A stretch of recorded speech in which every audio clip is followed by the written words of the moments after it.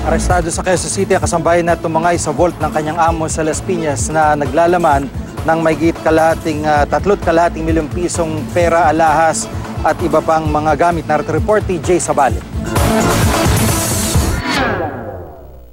Matapos mapanood sa balita ang tungkol sa kasambahay na ninakawan ng kanyang amo sa Las Piñas kahapon, isa pang biktimang taga Quezon City ang naglakas loob na nakipag-ugnayan daw sa sospek na si Rachel Cabe.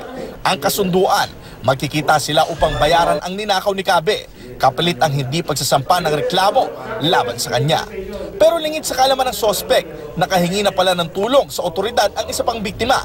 So ang ginawa ngayon ng biktima niya, lumapit sa amin sa Kumampos sa Quezon City Anti-Crime para i-report.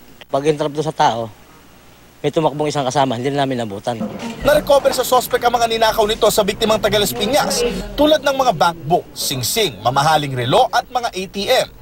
Ayon kay Cabe, wala siyang kasamang gumawa ng krimen na nakunan pa ng CCTV.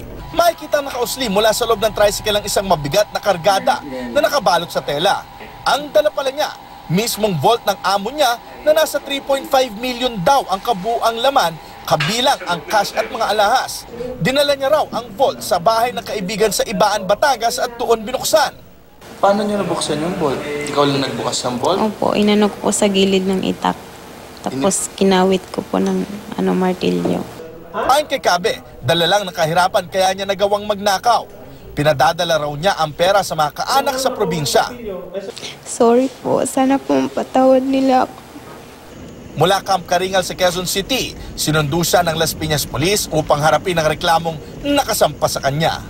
May information kami na nasa Ibaan, Batangas yung vault na nagkakalaman ng pera sa mga alahas. Very reliable yung information namin. Kung sakaling bumalik kami doon, babalik kami. Jay Sabale, GMA News.